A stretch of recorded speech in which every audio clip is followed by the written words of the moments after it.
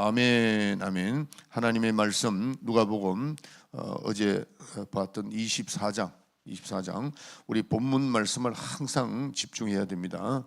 누가복음 24장 1절부터 또 우리 집사님이 읽어 내려갈 때 여러분들은 집중해서 읽어야 됩니다. 1절부터 시작. 안식 후 첫날 새벽에 이 여자들이 그 예배한 향품을 가지고 무덤에 가서 돌이 무덤에서 굴려 옮겨온 것을 보고 들어가니 주 예수의 시체가 배지 아니하더라. 이를 인하여 근심할 때에 문득 찬란한 옷을 입은 두 사람이 곁에 섰는지라. 여자들이 두려워 얼굴을 땅에 대니 두 사람이 이르되 어찌하여 산 자를 죽은 자 가운데서 찾느냐. 여기 계시지 않고 살아나셨느니라. 갈릴리에 계실 때 너희에게 어떻게 말씀하신 것을 기억하라. 이르시기를 인자가 죄인의 손에 넘기고 십자가에 못 박히고 제3일에 다시 살아나야 하리니 하셨느니라 한데, 저희가 예수의 말씀을 기억하고 무덤에서 돌아가 이 모든 것을 열한 사도와 모든 다른 이에게 고하니, 이 여자들은 막달라 마리아와 요한나와 야고보의 모친 마리아라. 또 저희와 함께한 다른 여자들도 이것을 사도들에게 고하니라. 사도들은 저희 말이 허탄한 듯이 배어 믿지 아니하나 베드로는 일어나 무덤에 달려가서 구부려 들여다보니 세마포만 보이는지라. 그 된 일을 기이히 여기며 집으로 돌아가니라. 아멘, 아멘. 자, 우리 어제부터 그저께부터 쭉 말씀을 들었죠. 이 부활이라는 것은 우리에게 너무나도 중요하고, 또 기독교는 이 부활이 없으면은 기독교 존재를 할 수 없다, 그렇게 말씀드렸죠. 그래서 우리 기독교는 생명의 생명, 이 생명이기 때문에 다른 종교는 철학입니다. 철학이고 기독교는 생명입니다. 생명이기 때문에 반드시 우리가 이 부활을, 주님의 부활을 믿어야 되고, 또 우리가 체험을 해야 됩니다.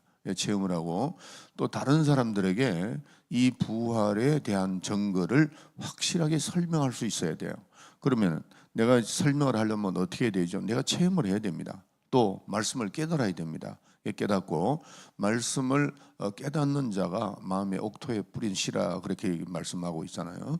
그래서 여러분들이 오늘 이 말씀을 듣고, 이제 마지막입니다. 우리가 부활의 증거가 예수님께서 확실하게 보여주신 것이 5가지인데, 하나는 순교, 하나는 침례, 하나는 성령, 하나는 우리 믿는 자들의 보편적인 그 약속, 능력, 믿는 자에게 따르는 그 약속의 보편성, 그 다음에 이제 오늘 마지막으로 그 믿는 자의 변화, 이 변화가 있어야 된다는 겁니다.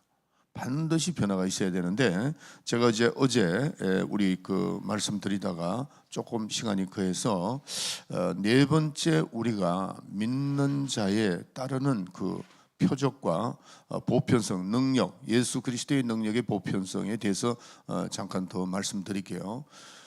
구약 시대는 왕과 그다음에 제사장, 선지자들에게, 또 특별히 하나님의 쓰시는 사람들에게 능력을 주셨는데, 우리가 부활하신 다음에, 예수님이 부활하신 다음에 우리에게는 그 능력이 보편성이 있다 그랬죠. 구약과 신약의 분기점이 보편성이냐 아니냐입니다. 그러니까 구약 시대는 특별한 사람들을 써서 그렇게 했고, 엘리야나 모세나 이런 사람을 써서 하나님께서 능력을 주셨지만은, 이제는 이 복음 시대의 신약의 핵심이 뭐냐 하면은 보편성이라는 겁니다. 구원도 마찬가지죠. 구원도 특별한 사람에게 주는 것이 아니고 믿는 자에게, 믿으면 구원을 이루는 겁니다. 누구든지. 그리고 은혜라고 하는 것은 특별한 사람에게 주는 것이 아니고 하나님께서 우리에게 주셨는데, 내가 믿음으로 받아들이면 누구든지 다 구원을 얻을 수가 있다고 하는 이런 보편성, 이것을 우리가 깊이 생각을 해야 됩니다. 그래서 우리가 예수님의 그 능력이 우리에게도 누구든지입니다. 집사가 되었던 누구든지 보편성이 있다 하는 겁니다. 그래서 신약 성경에 우리 위치가 왕 같은 제사장이다 그랬잖아요. 왕은 다 다스릴 수가 있습니다. 왕은 만약에 우리 이 나라가 만약에 이제 5천만인데, 이 5천만에 임금이 들어왔다. 대통령과 임금이 틀리거든요. 대통령하고 임금은 틀립니다.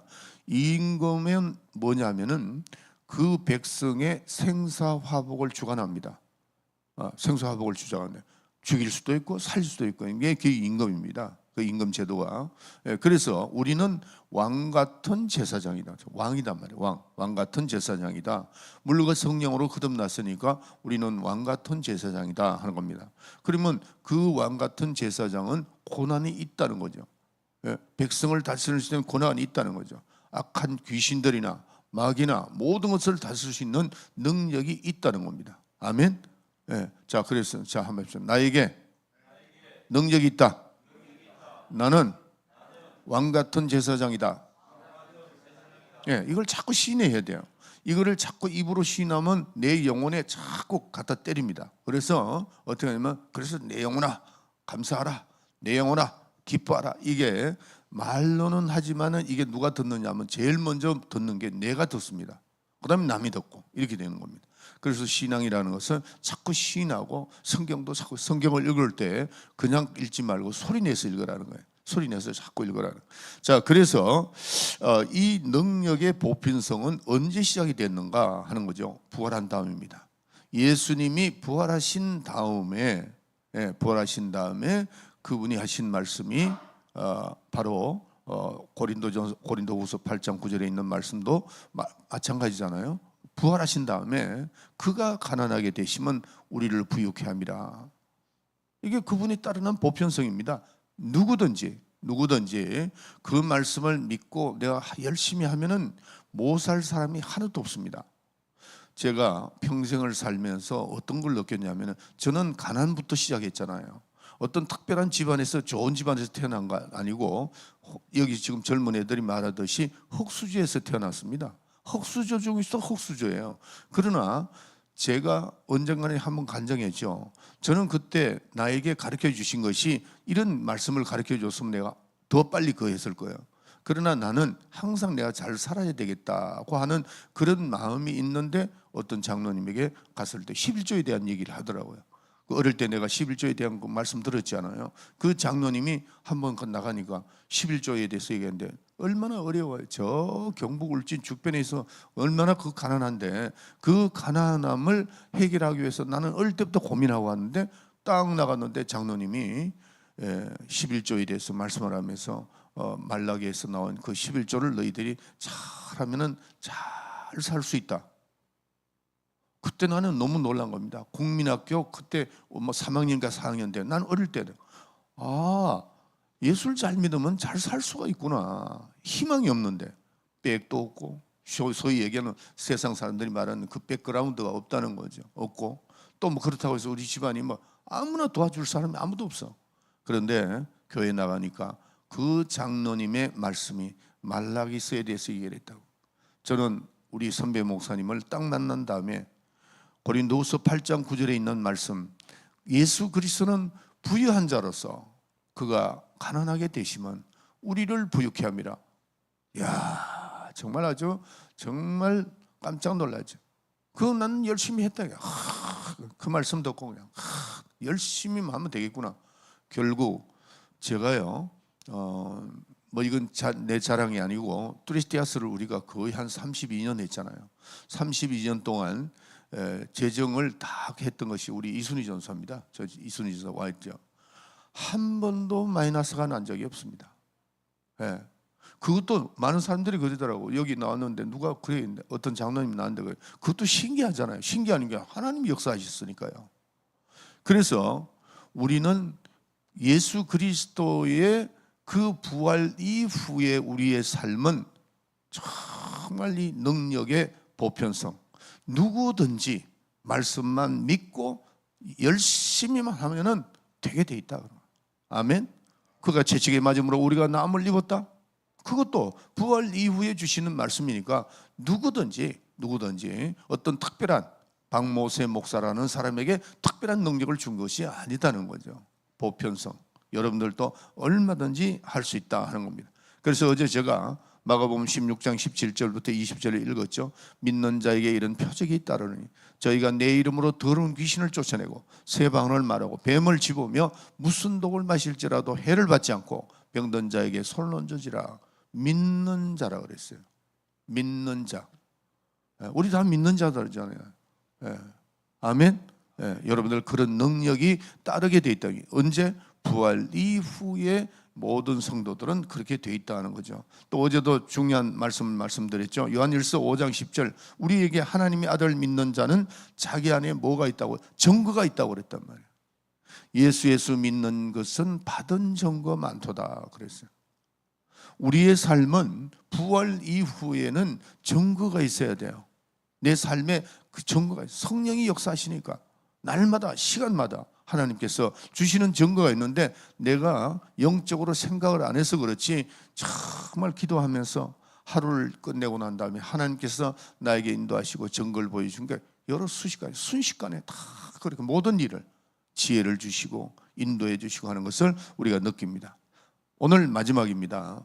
예수님의 그 부활을 믿음으로써 뭐가 마지막 증거입니다. 5가지인데 신자의 삶이 변한다는 겁니다. 자, 로마서 12장 1절부터 2절. 로마서 12장 1절부터 12절입니다. 그러므로 형제들아 내가 하나님의 모든 자비하심으로 너희를 권하노니 너희 몸을 하나님이 기뻐하시는 거룩한 산 제사로 드리라. 이는 너희의 드릴 영적 예배니라. 너희는 이 세대를 본받지 말고 오직 마음을 새롭게 함으로 변화를 받아 그렇죠. 마음을 새롭게 해라. 하나님의 마음을 선하시고 기뻐하시고 온전하신 뜻이 무엇인지 분별하도록 하라. 아멘. 어떻게 하라고요? 변화가 된다는 거죠. 변화가. 이 부활의 증거 중에 하나가 마지막에 변화입니다. 사람이요 예수를 믿고 난 다음에 그 삶은 변화가 오지 않는다면 그분은 말로는 했지만은 성령으로 깨달음이 없다는 거죠. 변화가 있어야 됩니다. 엄청난 변화가 있다는 거죠. 말로만 부활이 아니고 만약에 여러분들이 만약에 변화가 없다면 말로 부활의 믿음, 그 부활의 믿음을 가지고 있는 사람은 변합니다. 완전히 변해야 돼요. 우리가 세상의 자녀였다가 우리는 어떻게 됐죠? 하나님의 자녀가 된 겁니다. 이거에서 신분 변화입니다. 신분 변화. 세상에 속해 있다가 우리는 누구에게 속해졌어요? 예수 안에 속해지고 우리는 하나님의 자녀가 되었다. 엄청난 변화잖아요.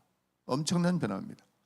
제가 미국 가서 4년, 그때 한 5년 됐나? 그럴 때 제가 이제 그 신분이 변했죠. 뭐냐면은 한국 국적을 가지고 있다가 미국 시민권이 되는 겁니다. 변합니다. 그러니까 이제 그 딱 가면은 그 이제 재판관이 이렇게 물어요. 당신은 지금부터 미국 시민입니다. 그러므로 미국의 법을 지켜나가야 됩니다라고 얘기합니다. 그럼 오케이, 예스 나왔죠. 그런 나왔는데 나하고 이제 우리 그 지금 현재 은혜한인교회 한기용 목사님하고 둘이 같이 그 시험을 봤어요. 같이 선서를 했어요. 선서하고 나오는데 내가 이제 내가 운전했어요. 타고 운전했는데 한기용 목사님 나한테 뭐라 그러냐면 나는 원래 이 시트벨트를 잘 못했어요. 그때만 해도 그랬는데 시트벨트 하세요. 그러더라고 나보고 그래 예? 나 이게 시트벨트가 잘 안 되는데 조금 전에 뭐라고 저지 앞에서 얘기했습니까? 나는 미국 시민으로서 미국 법을 지키려고 하지 않았습니까? 그래요.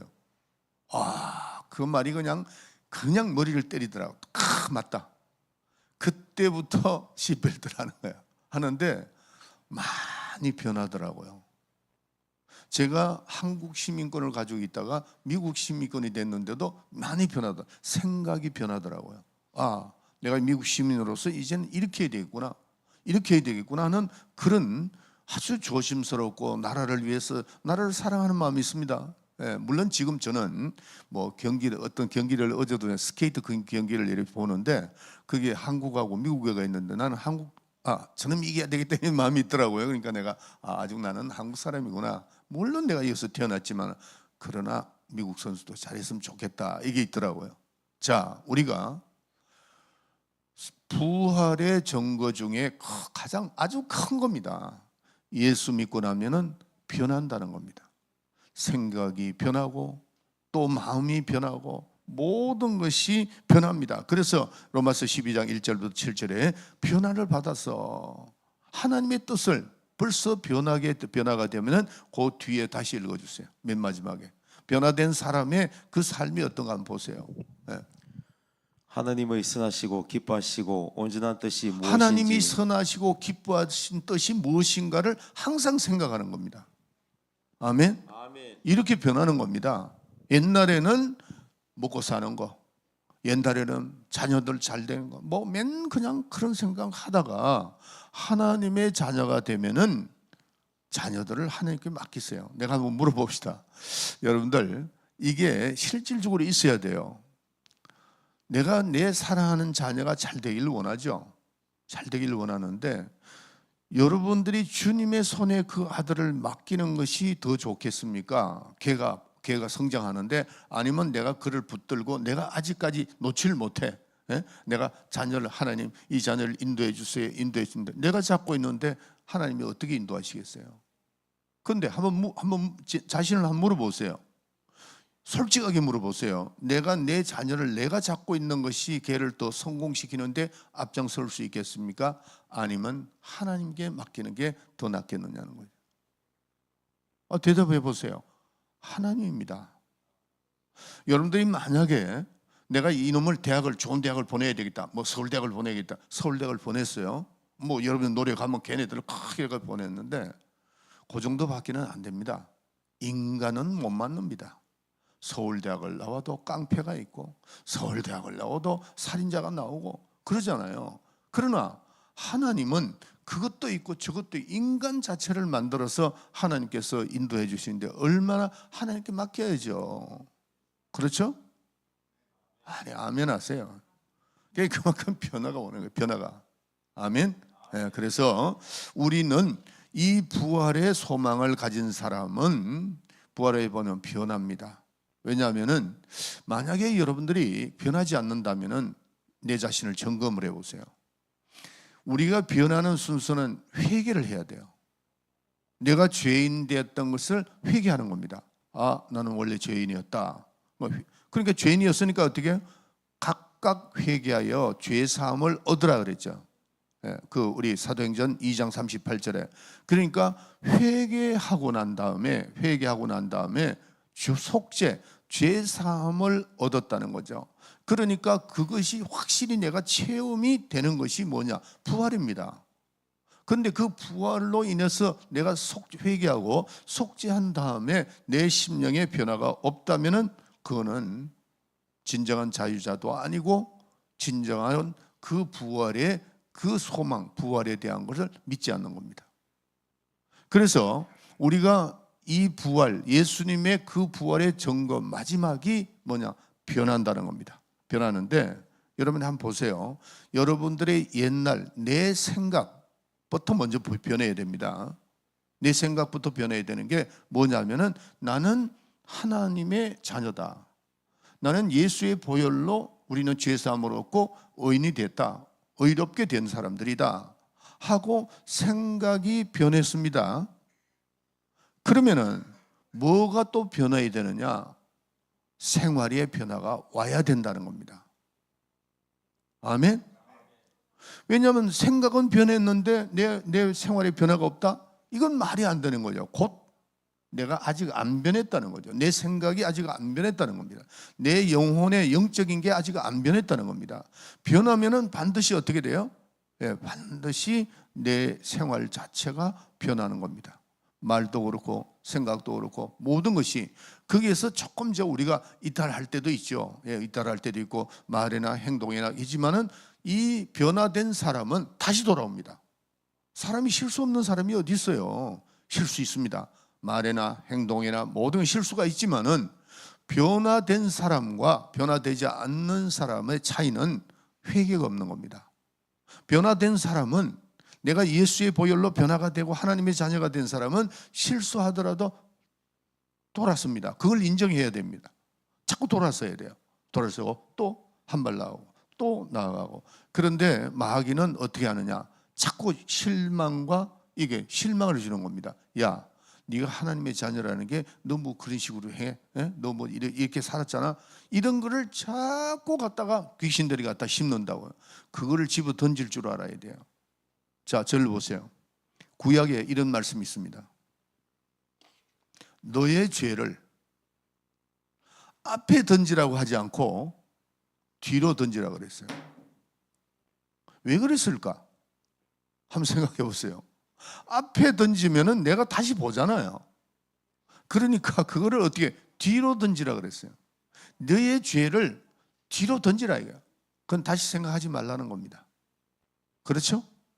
아멘. 얼마나 감사합니까? 하나님께서 그것도 말씀을 하셨다고요. 어떤 사람은 자기가 지은 죄를 하나님, 내가 이런 죄를 지었나이다 용서해 주시옵소서.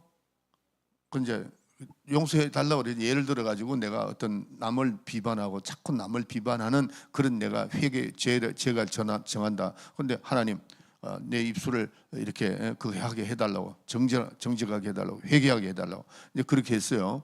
그렇게 했는데 근데 그 다음 날 와서 또 그거를 생각하고 회개를 하면은 주님은 완전하신 분이니까 여러분들이 회개한 그것을 하나님의 기억 속에는 없습니다. 하나님은 망각의 능력도 있습니다. 우리 인간은 망각의 능력이 없습니다. 인간이기 때문에 어제 생각했던 거 오늘 또 생각합니다. 그리고 어제 회개한 거 오늘 또 생각합니다. 그러니까 하나님의 생각이 없는 것을 자꾸 한다는 거죠. 그거를 믿으라는 거죠. 하나님은 망각의 능력도 있습니다. 그래서 절대로 지나간 것은 생각하지 말라는 거예요.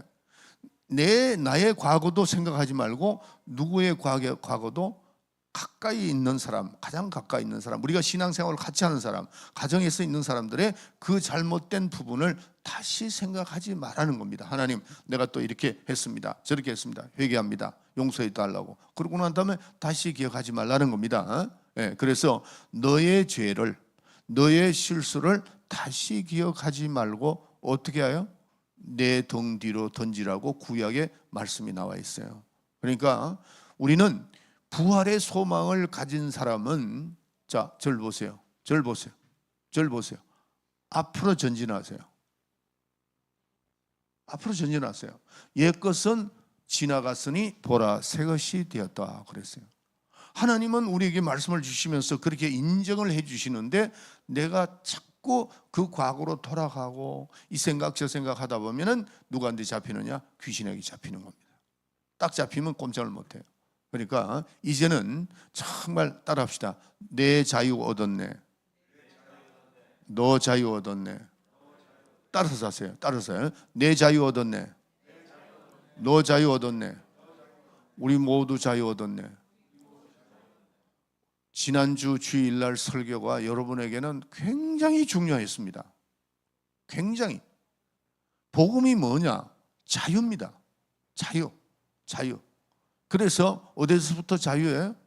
눌림에서 자유, 억압에서 자유, 질병에서 자유라면, 가난에서 자유. 할렐루야.